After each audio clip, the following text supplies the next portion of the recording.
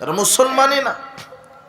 এই আকীদার লোক আছে যারা বলে পীরের উসিলা ছাড়া জান্নাত হবে না, যারা বলে পীর পাপ ক্ষমা করতে পারে। জি না, মানুষের পাপ ক্ষমা করতে পারে একমাত্র আল্লাহ সুবহানাহু ওয়া তাআলা। ক্ষমা চাইতে হবে, ক্ষমা নিতে হবে আল্লাহর কাছে, প্রার্থনা করতে হবে আল্লাহর কাছে। এই পচা আকীদা যদি আমাদের ভিতরে থাকে তাহলে আমাদের ঈমান নষ্ট হবে, সালাত সিয়াম কবুল হবে না। আরো কত ভ্রান্ত আকীদার লোক সমাজে আছে যারা বলছে আল্লাহ নিরাকার, বলছে আল্লাহ সর্বত্র বিরাজমান, বলছে নবী গায়েব জানে, নবী নূরের তৈরি, নবীকে সৃষ্টি না করলে আল্লাহ কিছু সৃষ্টি করতেন না। এগুলি আকীদা হলো শিরকি আকীদা। এরপরে কত মানুষ আছে সমাজে যারা তাবিজের ব্যবসা করে, তাবিজ পূজা করে, তাবিজ বিক্রি করে, তাবিজ ব্যবহার করে। অথচ রাসূল সাল্লাল্লাহু আলাইহি ওয়াসাল্লাম বলছেন মান আল্লাকে তামিমা ফাকাত আশরাকা, যে ব্যক্তি তাবিজ ঝুলালো সে শিরক করলো। তাবিজ ঝুলানো কি? শিরক। উকবা ইবনে আমির রাদিয়াল্লাহু আনহু বলছেন রাসূল সাল্লাল্লাহু আলাইহি ওয়াসাল্লাম বলেছেন, উকবা ইবনে আমির রাদিয়াল্লাহু আনহু বলছেন আকবালা ইলাইহি রাসূলুল্লাহ নবী সাল্লাল্লাহু আলাইহি ওয়াসাল্লাম, 10 জন ব্যক্তি আল্লাহর নবীর কাছে আসলেন ইসলাম কবুল করবেন বলে। ফাবায়াতি সাতনাম সাকনাহিদিন, রাসূল সাল্লাল্লাহু আলাইহি ওয়াসাল্লাম 9 জনকে ইসলাম কবুল করালেন আর একজনকে ইসলাম কবুল করালেন না। সাহাবীগণ বললেন ইয়া রাসূলুল্লাহ বায়াতাতি সাতনা তারাকতা হাদা, আপনি 9 জনকে ইসলামের উপরে বায়াত দিলেন আর একজনকে ইসলাম কবুল করালেন না কেন? তখন তিনি বলছেন শোনো সাহাবীগণ, ইন্না আলাইহি তামিমা, এই ব্যক্তির শরীরের ভিতরে তাবিজ আছে, যার কারণে আমি একে মুসলমান বানালাম না। ইসলামের কালেমা পড়ে আমি একে ইসলামের উপরে বায়াত দিইনি এই জন্য। ফাদখালা ইয়াদাহু ফাকাতাহা, লোকটি এটা শোনার সাথে সাথে শরীরের ভিতরে হাত ঢুকিয়ে দিয়ে তাবিজ ছিঁড়ে ফেলিয়ে দিলেন। ফাবায়াহু, এরপরে রাসূল সাল্লাল্লাহু আলাইহি ওয়াসাল্লাম তাকে ইসলাম কবুল করালেন। এরপরে তিনি বললেন যে ব্যক্তি তাবিজ ঝুলালো, ব্যবহার করলো, সে আল্লাহর সাথে শিরক করলো। তাবিজ ঝুলানো শিরক। তাবিজ যদি শরীরে থাকে তাহলে সে কালেমা পড়ে মুসলমান হওয়ার যোগ্যতা রাখে না। অথচ সমাজে কত ইমাম খতিব নেবেন, এরা মসজিদের ইমামতিও করছে, তাবিজের বিক্রিরও ব্যবসা করছে। এরা ও মুসলমানই না, ও কালেমা শাহাদাত পাঠ করার ক্ষমতা রাখে না। অথচ হাজী সাহেব কোমরে, গলায়, হাতে তাবিজ ঝুলিয়ে চলে গেছে মক্কায় হজ করতে, ওর ইমানই নাই ভিতরে। এই সালাত তাবিজ ঝুলিয়ে, তাবিজ শরীরে নিয়ে সালাত আদায় করলে ওই সালাত তাকে কখনো জান্নাতে নিয়ে যেতে পারবে না। যদি আকীদার ভিতরে কুফরি থাকে, শিরক থাকে, আকীদাকে পরিষ্কার করতে হবে, ঈমানকে পরিষ্কার করতে হবে। তাবিজ আমার রোগ ভালোকারী নয়, আমার রোগ আমাকে দিতে পারে, রোগ ভালো করতে পারে একমাত্র আমার আল্লাহ। এই আকীদা ধারণ করতে হবে। কোন পীর সাহেব, জীবিত পীর হোক, মরা পীর হোক, আমার ভাগ্য বদলাতে পারে না। আমার ভাগ্য বদলাতে পারে একমাত্র আমার আল্লাহ সুবহানাহু ওয়া তাআলা। এই আকীদা আনতে হবে। একমাত্র আমার সেজদা হবে আল্লাহকে, কোনো পীরকে নয়, কোনো মানুষকে নয়, কোনো খাজা বাবাকে নয়, কোনো ওলিয়া উলিয়া গাউস কুতুব কাউকে নয়। এই পৃথিবীতে যত মাজার, খানকা আছে, ওরস আছে, দরগা আছে, এগুলোকে মূল্যায়ন করা শিরক। এই শিরকি আকীদা নিয়ে যদি আপনি আমল করেন, আপনার আমল কবুল হবে না। এগুলি বড় বড় শিরক সমাজে আরো চালু আছে, ছোট ছোট শিরক চালু আছে। আল্লাহর নবী বলছেন আত-তাইরাতু শিরকুন, কুলক্ষণ, অশুভ ফল গ্রহণ করা শিরক। কুলক্ষণ কি জিনিস? আপনি বাজারে বের হবেন, ব্যাগটা হাতে নিয়েছেন, আপনার স্ত্রী বলছে অমুক লোক মারা গেছে, তখন আপনি বলছেন আহা প্রথমেই মৃত্যুর খবর শুনলাম, তাহলে আজকার বাজারে যাব না। এটা হলো কুলক্ষণ। আপনি যাচ্ছিলেন, আপনাকে পিছন থেকে কেউ ডাকলো, আপনি বলছেন পিছন থেকে ডাকলেন কেন? পিছন থেকে ডাকলে তো যাত্রা শুভ হয় না। সারাদিন কাজ করার পরে বলছেন কোন নারীর মুখ দেখে উঠেছিলাম সকালে, উদ্দেশ্য সফল হলো না। দোকানদারের কাছে সকালে জিনিস নিতে যাবেন, কোনো দ্রব্য নিতে যাবেন, ওই দোকানদারের আকীদা যে সকালে কাউকে বাকি দেওয়া যাবে না, কেননা বাকি দিলে সারাদিন বাকিতেই যাবে, এটা শিরকি আকীদা। বড় বড় শিরক করলে ঈমান নষ্ট হয়, আর এই ছোট শিরক করলে তার জীবনের সব আমল নষ্ট হয়ে যায়। যে বলবে সকালে দোকানে বাকি দিলে সারাদিন বাকিতেই বিক্রি হবে, বাকিতেই, ওর আমল নষ্ট হয়ে গেছে। যে বলছে পিছন থেকে ডাকলে যাত্রা শুভ হয় না, যে বলছে টিকটিকি ঠিক ঠিক করলে কথা ঠিক হয়, যে বলছে রাত্রে ঘরের আবর্জনা ঝাড়ু দেওয়া যায় না, রাত্রে গাছ থেকে ফল পাতা পাড়া যায় না, রাত্রে কাউকে কর্জ ধার দেওয়া যায় না, স্বামীর নাম ধরে ডাকা যায় না, স্বামী স্ত্রী অপবিত্র অবস্থায় ভাত রান্না করতে পারে না, গোয়াল ঘর থেকে গরু বাহির করতে পারে না, এই কথা বললেই শিরক হবে। স্বামী স্ত্রী অপবিত্র অবস্থায় সালাত আদায় করতে পারবে না, সিয়াম রাখতে পারবে না, কোরআন তেলাওয়াত করতে পারবে না, এছাড়া ভাত রান্না করবে, অফিসে যাবে, চাকরি করবে, ব্যবসা করবে, রাজনীতি করবে, সব করতে পারবে, পারে না বললেই তার আমল সব নষ্ট হয়ে যাবে। ওটা আপনি এখন বুঝবেন না, বিচার মাঠে যখন আল্লাহ আপনার আমলকে বাতিল ঘোষণা করবে সেদিন বুঝতে পারবেন যে ঘটনা কি হলো। আজকে তো আপনি শরীয়ত বাপ দাদার দোহাই দিয়ে চালাতে চাচ্ছেন, আজকে তো আপনি বাপ দাদার দোহাই দিয়ে শরীয়ত মানছেন, আজকে তো আপনি বড় আলেমের দোহাই দিয়ে শরীয়ত মানছেন, আপনি তো আজকে বড় গাউস কুতুব ওলিয়া উলিয়ার দোহাই দিয়ে শরীয়ত মানছেন। জি না, শরীয়ত মানতে হলে একজন ব্যক্তির কথাতে চলতে হবে, যে ব্যক্তি হচ্ছেন মুহাম্মদ সাল্লাল্লাহু আলাইহি সাল্লাম। আমল করতে গেলে কোরআন এবং সহিহ হাদিস অনুযায়ী করতে হবে। আমল যদি কোরআন এবং সহিহ হাদিস অনুযায়ী না করেন তাহলে আপনার আমল করে আমল বাতিল। ওই যে ছেলেটা ফেল করলো কেন? পরীক্ষা দিয়েছে কিন্তু ছেলেটা ফেল করলো কেন জানেন? কোশ্চিনে যেটা এসেছিল সে অনুযায়ী সে উত্তর লিখতে পারেনি। কথা বুঝেন নিব না? যদি উত্তরটা ঠিক ঠিক লিখতো তাহলে ফেল করতো না।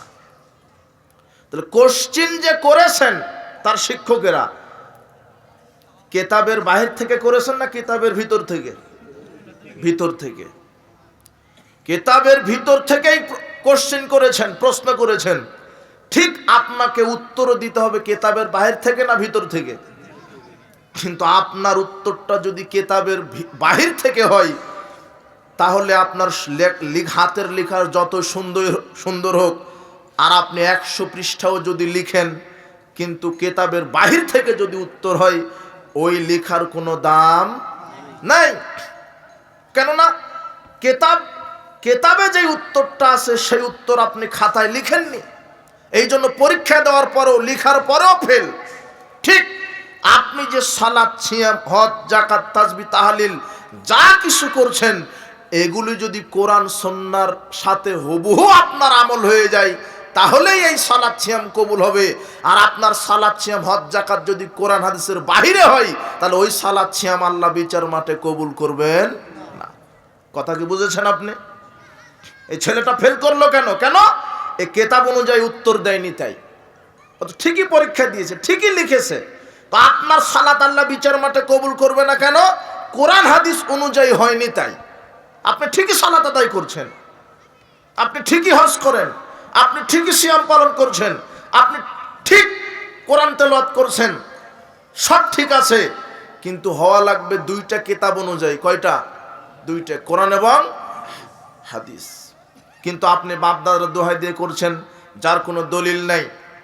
কত বেদাতে আমল সমাজে চালু আছে। বেদাতটা কি? মানুষ বিচার মাঠে আমল করবে, সেই আমলটা বিচার মাঠে আল্লাহ কবুল করবেন না। বিদআত হচ্ছে নতুন আবিষ্কৃত একটা বিষয়, যেটা মানুষ শরীয়তের নামে ইবাদতের আকারে নেকির আশাই করবে, অথচ যে আমলটা রাসূল সাল্লাল্লাহু আলাইহি ওয়াসাল্লাম করেননি, যে আমলটা সাহাবায়ে কেরাম করেননি, যে আমলটা রাসূল সাল্লাল্লাহু আলাইহি ওয়াসাল্লাম থেকে প্রমাণিত নয়, এমন আমলটা করাই হচ্ছে বিদআত। যেই আমলের কোনো অস্তিত্ব নাই, কোরআন এবং হাদিসে যে আমলের কোনো অস্তিত্ব নাই, অথচ যে আমলটা আপনি বাপ দাদার দোহাই দিয়ে হোক আর ভালো মনে করে আপনি যেটা করছেন সেটা হবে বিদআত। এই যে এখন আমরা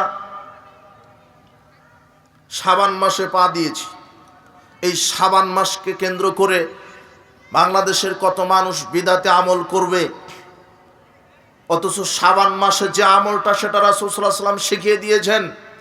আমি আপনাকে আগে বলি যে শাবান মাসকে কেন্দ্র করে বাংলাদেশে কি কি ভ্রান্ত আমল হয় যেটা কোরআন এবং সহিহ হাদিস দ্বারা প্রমাণিত নয়।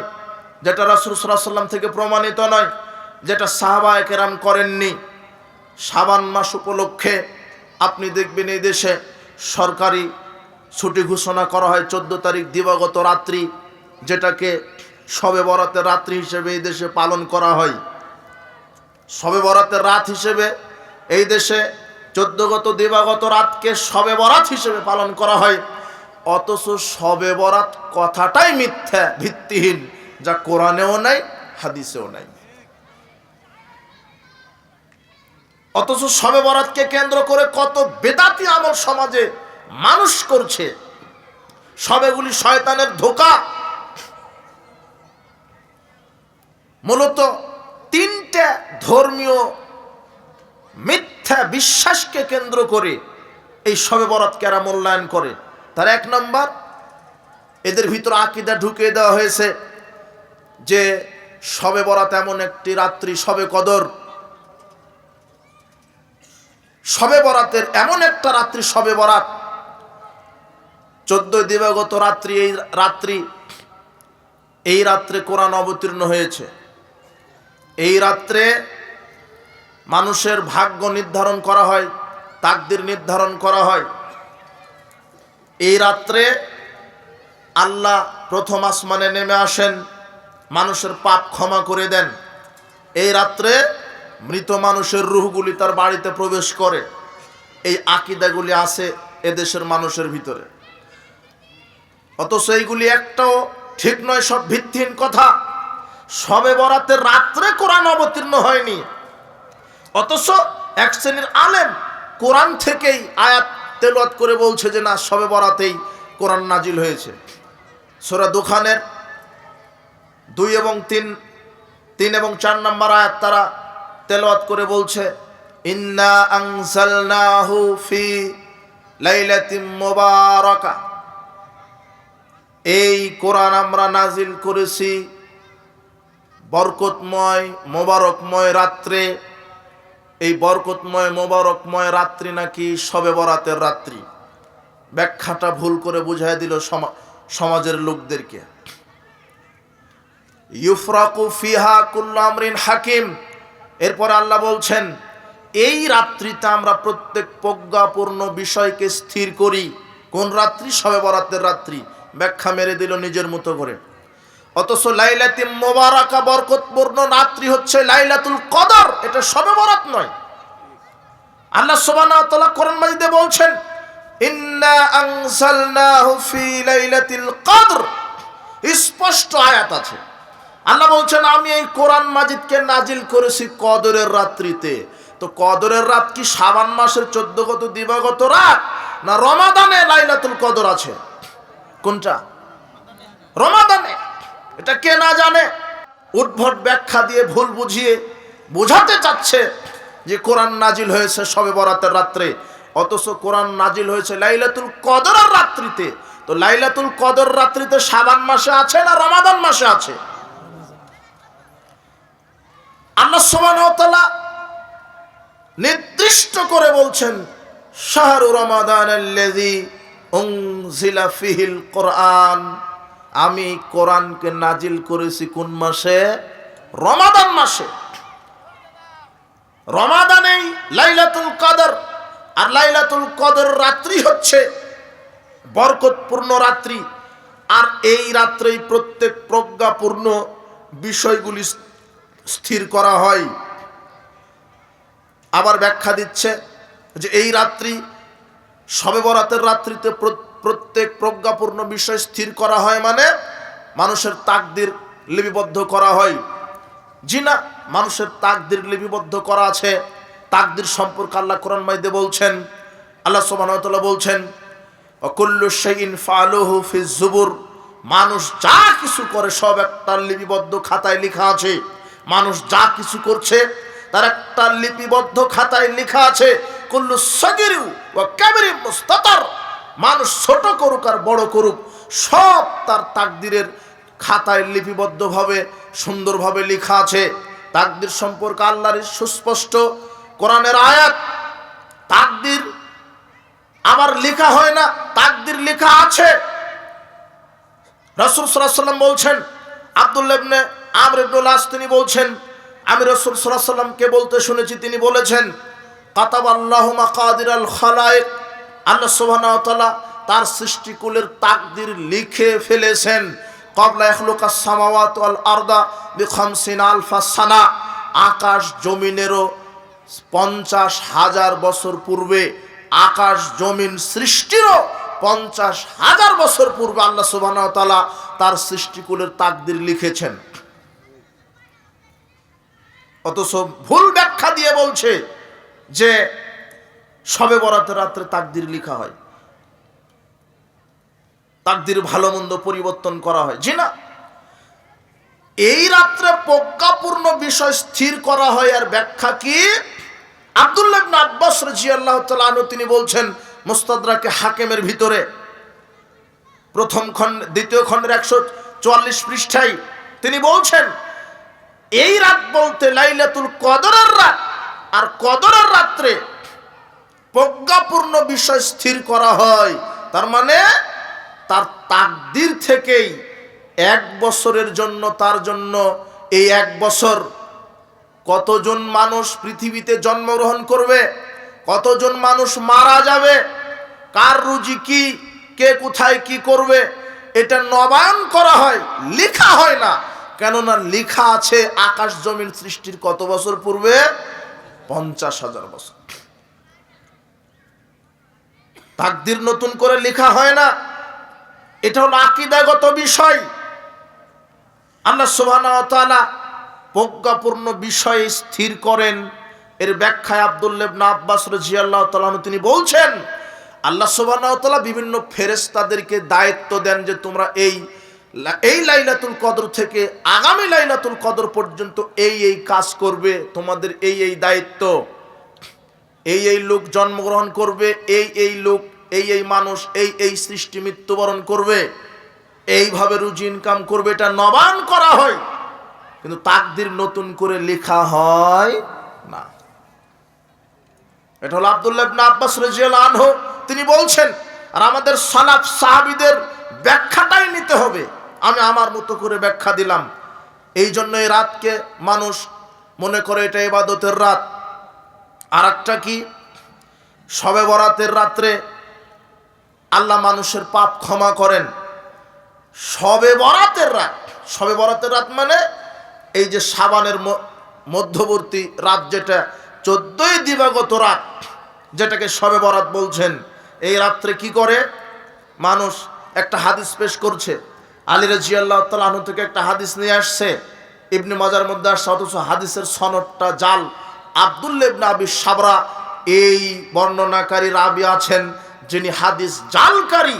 প্রত্যেকটা মুহাদ্দিস বলেছেন এই রাবি থেকে হাদিস গ্রহণযোগ্য নয়, কেননা এ হলো হাদিস জালকারী। হাদিসটা জাল সনদে এসেছে। সেখানে কি বলা আছে? রাসূল সাল্লাল্লাহু আলাইহি ওয়াসাল্লাম বলছেন, ইযা কানাত লাইলাতুন নিসফি মিন শাবান, যখন শাবানের অর্ধ, শাবানের দিবাগত রাত্রি আসে, অর্থাৎ 14 দিবাগত রাত্রি, শবে বরাতের যেটা নাম দেওয়া হয়েছে, অথচ জাল হাদিসে আসছে নিসফে শাবান। কি হয় এই রাত্রে? ফাইনাল্লাহ ইয়ানজিলু ফিহা লি গুরুবিশ শামসে ইলা সামায়েদ দুনিয়া। শবে বরাতের রাত্রে, দেখেন ব্যাখ্যা দিচ্ছে তারা, শবে বরাতের রাত্রে আল্লাহ সপ্তম আকাশ থেকে প্রথম আসমানে নেমে আসেন। রাসূল বলছেন, ফাকুমু মিন লাইলাহা সুমু মিন, আল্লাহ নবী বলছেন তোমরা শবে বরাতের রাত্রে সালাত আদায় করো, দিনে সিয়াম রাখো। ফাকুমু মিন লাইলাহা সুমু নাহারাহা, দিনে সিয়াম রাখো, রাত্রে সালাত আদায় করো। তোমরা দিনে সিয়াম রাখো, রাত্রে সালাতে দাঁড়িয়ে সালাত আদায় করো। কেন? আল্লাহ সুবহানাহু ওয়া তাআলা শবে বরাতের রাত্রে সপ্তম আকাশ থেকে প্রথম আসমানে নেমে আসেন। এসে কি বলেন? আলা শোনো, মায়াস্তাগফিরুনি ফাগফির লাহু, কে আমার কাছে ক্ষমা চাই আমি ক্ষমা করে দিব, কে আমার কাছে রুজি চাই আমি রুজি দিব, অথচ এই হাদিসটা জাল। শবে বরাতের রাত্রে শুধু শাবান মাসের অর্ধ মাসের 14 দিবাগত রাত্রিতে আল্লাহ আকাশে নামেন না। কিন্তু বুখারী, মুসলিম, আবু দাউদ, তিরমিজি সহিহ হাদিস কি বলছে? কুল্লা লাইলাতিন ইলা সামাইদ দুনিয়া হিনা ইয়াবকা সুলুসুল লাইলিল আখির। অথচ সহিহ হাদিস বলছে শুধু শবে বরাতের রাত্রে আল্লাহ প্রথম আসমানে আসে না, প্রত্যেকটা রাত্রেই 365টা রাত্রেই আল্লাহ সপ্তম আকাশ থেকে প্রথম আসমানে নেমে আসেন। ওই হাদিসটা বাতিল, যেটা শুধু শাবান মাসের মধ্যরাত্রিতে নেমে আসেন, এই হাদিসটা গ্রহণযোগ্য নয়। সহিহ হাদিস কি বলছে? প্রত্যেকটা রাত্রি নেমে আসেন, এসে বলে কে আমার কাছে ক্ষমা চাই আমি তোমাদের পাপ ক্ষমা করব, কে আমার কাছে কিছু চাই আমি তাকে প্রদান করব, কে আমার কাছে রুজি চাই আমি রুজি দেব, কে আমার কাছে সাহায্য চাই আমি সাহায্য করব। এইভাবে আল্লাহ ডাকতে থাকেন। এটা কি শুধু শবে বরাতের রাত্রে না প্রত্যেক রাত্রে? প্রত্যেক রাত্রে। শুধু আমি একটা রাতকে খাস করে নিলাম মিথ্যা বানোয়ার ভিত্তিহীন একটা হাদিসের উপর ভিত্তি করে, যেটা রাসূল সাল্লাল্লাহু আলাইহি ওয়াসাল্লাম থেকে প্রমাণিত নয়, সাহাবায়ে কেরাম থেকে প্রমাণিত নয়। আর কি বিশ্বাস? আর একটা ভ্রান্ত বিশ্বাস যে এই রাত্রে কবর থেকে রূহগুলি চলে আসে। এটাও কোরআন থেকে দলিল দিচ্ছে, তানাজ্জালুল মালাইকাতু ওয়ার রূহ, ওই যে রূহ নাজিল হয়। তার মানে এর ব্যাখ্যা মানুষ বলছে যে রূহ নাজিল হয় মানে প্রত্যেকটা কবর থেকে রূহগুলি হাজির হয়। এই জন্য বিধবা নারীরা এই দিনে আগরবাতি মোমবাতি জ্বালিয়ে অজুর পানিটা যেই ঘরে মারা গেছিল ওই ঘরে রেখে দেয়। এদের আকীদা যে তার স্বামী এসে অজু করে নাকি সালাত আদায় করবে। কি ভ্রান্ত বিশ্বাস, আকীদা! অথচ এই আয়াতটা সঠিক বুঝটা কি? তানাজ্জালুল মালাইকাতু ওয়ার রূহ, এই রাত্রে ফেরেশতাগণ নাজিল হয়। ওয়ার রূহ, রূহ শব্দটা একবচন, একটা রূহ। আর রূহ মানে রূহুল কুদুস, জিবরিল আমিন। কে? ফেরেশতাদের সর্দার জিবরিল আমিন। এই জিবরিল আলাইহিস সালাম তিনি ঝাঁকে ঝাঁকে ফেরেশতা নিয়ে এই জমিনে অবতীর্ণ হন। যারা কদরের রাত্রিতে সালাতে ব্যস্ত থাকে, তেলাওয়াতে ব্যস্ত থাকে, জিকির আজগারে ব্যস্ত থাকে, এদের উপরে রহমতের ডানা ফেরেশতারা বিছিয়ে দেন। এটা হলো আল্লাহ সুবহানাহু ওয়া তাআলা বলছেন। কিন্তু কোন ব্যাখ্যা কোথায় নিয়ে এসে বলছে যে রূহ নাজিল হয় মানে সবার স্বামীগণ কবর থেকে চলে আসে সালাত আদায় করতে। এই বিধবারা এই দিনে দেখবেন আগরবাতি মোমবাতি জ্বালিয়ে স্বামী রূহের জন্য অপেক্ষা করতে থাকে। কি ভিত্তিহীন বানোয়াট একটা শরীয়ত পালন করছে এই জাতি, এদেরকে কে বুঝাবে? অথচ শবে বরাতকে কেন্দ্র করে এগুলি ভ্রান্ত আমল চালু হয়েছে। আবার এই রাত্রে দেখবেন যারা কোনোদিন 5 ওয়াক্ত সালাতই আদায় করে না, এরা দেখবেন শবে বরাতের রাত্রে 100 রাকাত সালাতের জন্য প্রতিযোগিতা করে।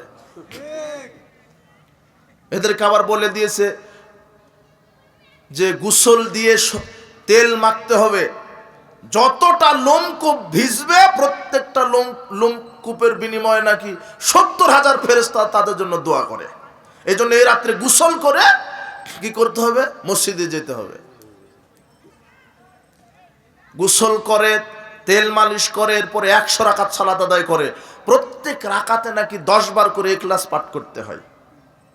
এইভাবে 100 রাকাত করতে করতে 3টা-4টা বেজে যায়, ক্লান্ত হয়ে বাড়িতে গিয়ে ঘুমায়। ফজরের ফরজ সালাতটা আদায় করে না। কথা বুঝেননি? এদেরকে কি দিয়ে বুঝাবেন?